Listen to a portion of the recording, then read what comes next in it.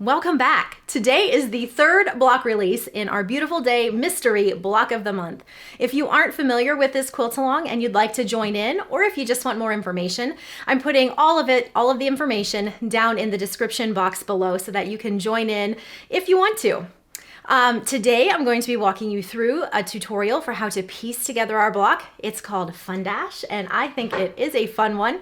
And I'm going to show you a way that I like to make half square triangles. I will be using this ruler. It is the perfect half square and quarter square triangles ruler. That is a mouthful, but it is a great ruler to use. It's actually one of the first rulers that I bought to aid in making half square triangles. And I use this quite a bit. I do have a number of different methods I like using for half square triangles, but this is a fun one to use. So I'm gonna show you how you can use this for your half square triangles. First, let's take a look at the supplies that we need. I have my pieces all cut out according to the pattern. You'll grab your pattern off of my website, which is linked in the description below. And let's just go ahead and start sewing. First, we're going to sew together our B rectangles to our C rectangles. When we press those, we're going to press those towards C. Let's do that. Our B's and C's are sewn together. This is how they look from the back. And you will have 4 of those BC units. Now let's just move right into these half square triangles. If you've watched my previous video on diagonal seam tape, that is usually how I make my flying geese, and then I might use this ruler for trimming up half square triangles. It doesn't work for every half square triangle just because of the measurements that are available to us, but it works for a lot of them. And when it works really well. But you can use it for so much more than just doing the trimming. It actually is set up to be able to make half square triangles from the marking to the cutting and then to the trimming. So I'm going to show you how it would work to use it for all of the steps of making the half square triangle. Let's grab our A squares and we're going to use our ruler to mark them. So over here on the left side of the ruler, there are 2 lines that you could fit your marking tool down through, and then a blue diagonal line that you would line right up with the points of your square. And then you're just going to take your marking tool, I'm just using a pencil, and you would mark on either side of that center blue line, and those are your sewing lines. So those will be your sewing lines, and you'll do that for both of your squares. And then you'll be ready to go over to the sewing machine and sew those together with your D squares. So let me mark this one. And then all we'll do is we'll go to the machine and layer these right sides together and sew on those marked lines. We'll do that for both AD pairs. A and D are sewn together, just as I said. And now on the other side of this ruler, there is 2 dashed blue lines and then a cutting line in the center.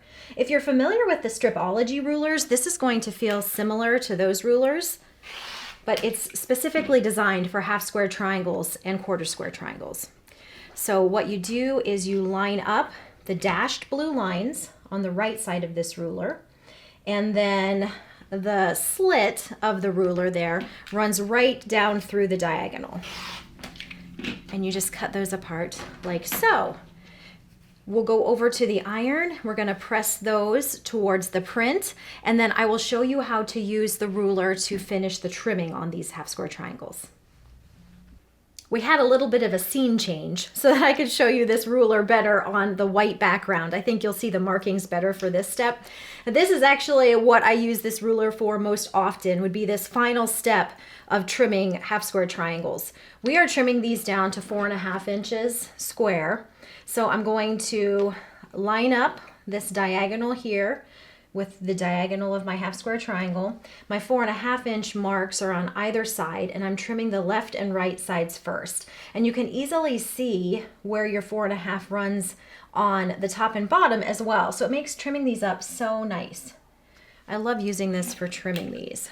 And then you're just gonna run your rotary cutter on either side, and then you will pivot this around and do the same thing. If you have one of the turning mats, half square triangles are a great time to use those. I do have one, but I find I don't prefer it. So I oftentimes just pivot my half square triangles like you're seeing me do here. And that is a completed half square triangle, just like that. And I will continue trimming up these other blocks. You can see how nice these are to trim up using this. And it's not a ruler I use all the time, but it's wonderful for half square triangles and then hourglass or quarter square triangle units. And it's just a nifty little trick to have up your sleeve. Of course, you can use any method that you might like for half square triangles when you're trimming and making them. This is just one way that I like to do them. And like I said, I do them all different kinds of ways depending on my mood on any given project. So I'm going to finish these up and then I'll tell you your next step. Half square triangles are complete. I have laid out the block as you're going to sew these units together. You will sew across horizontally, pressing towards this unit in the top row, the same unit in the middle, and then the same in the bottom. So you'll press out here and then in here, and then you'll go ahead and sew those rows together. I will go ahead and complete my block, and then I'm going to show you how it looks from the back side, how it's pressed. Here's our completed Fun Dash block. This is what the front looks like. You flip it over so you can see how it's pressed on the back. As always, the pressing instructions are included in the pattern, but that just gives you an idea of what it will look like when it's complete. I am only making one for the table runner that I am making with the Apricot and Ash fabrics. If you're making the Beautiful Day quilt, as I am over on my blog, you will need to make 4 more of these Fun Dash blocks. And then just a reminder, these were our previous months. This was last month and month number 1. So you can see they are shaping up nicely. Well, I thank you so much for stopping by today. I had just a little bit more that I wanted to say about half square triangles. It's so handy knowing a lot of different ways to make those units because sometimes one technique is going to work better than another technique. So knowing different ways is a great way to up your quilting and piecing game. You might have a way that you prefer that works great for you. And I love that about quilt making is that we can tailor the different tools that we have at our hands and the different techniques we have to do the same thing so we can get it just perfect for each one of us. So thank you so much for stopping by. Thank you for watching this video, and I hope to see you back here again soon.